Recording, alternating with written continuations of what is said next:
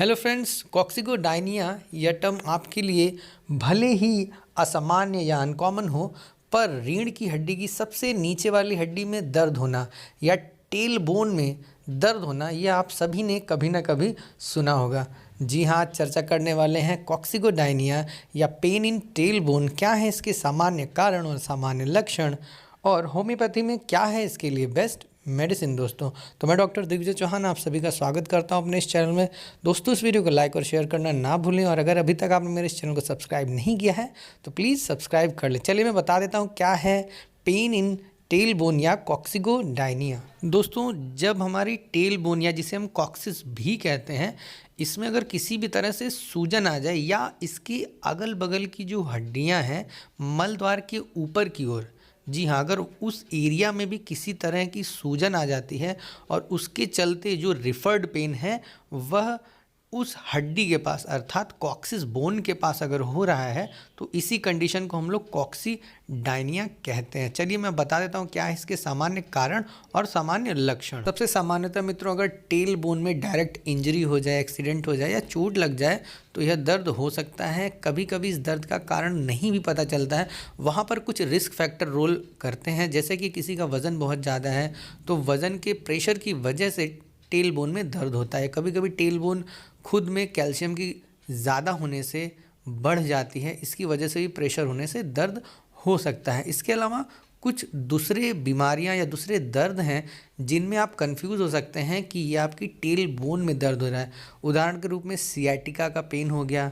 उसके अलावा सैक्रोलाइटिस, जी हाँ मित्रों, सैक्रम बोन जो रीढ़ की हड्डी का एक भाग है, अगर उसमें दर्द हो रहा है तो आपको लग सकता है कि यह टेल बोन में दर्द हो रहा है।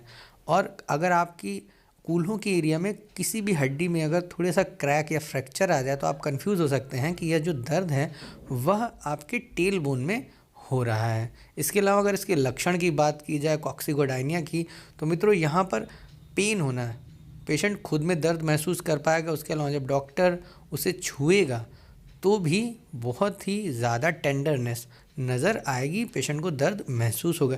इसके अलावा जब सीवियरिटी केस की ज़्यादा हो जाती है, पेशेंट ज़्यादा परेशान हो जाता है, तो वहाँ पर पेशेंट को बैठने में, चलने में, यहाँ तक कि सामने या पीछे की तरफ झुकने में भी दर्द होने लगता है मित्रों। चलिए मैं बता देता हूँ होम्योपैथी में क्या है इसके लिए बेस्ट मेडिसिन फ्रेंड। दोस्तों, यहाँ पर मैं कुछ दवाएं बता रहा हूँ जिनके लक्षण आपको मरीज़ के लक्षण से मिलाना है और देना है। आपको कुछ ही दिनों में बहुत ही अच्छे रिजल्ट्स मिल जाएंगे। सबसे पहली मेडिसिन है हाइपेरिकम 30 पावर में से आपको सुबह दोपहर शाम 6 ड्रॉप सीधे ज़बान पर लगभग 7 दिन तक देना है। और इसी मेडिसिन की मदर टिंचर, जी हाँ, hypericum mother tincture 20 drop half cup पानी मिलाकर लगभग 15 से 20 दिन दें।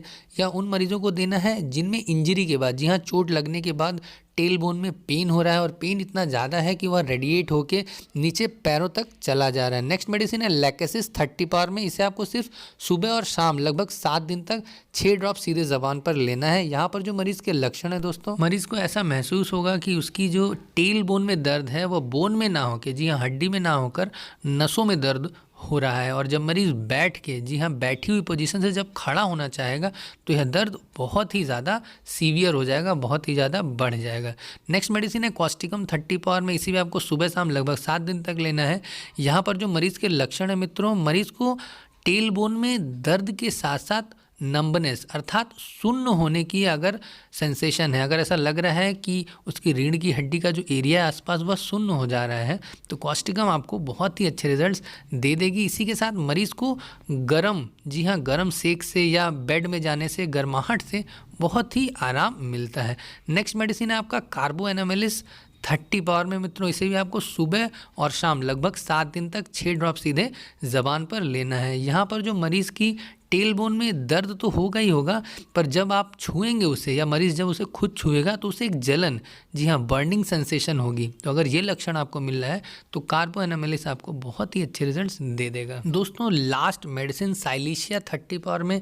इसे भी आपको सुबह शाम लगभग 7 दिन लेना है।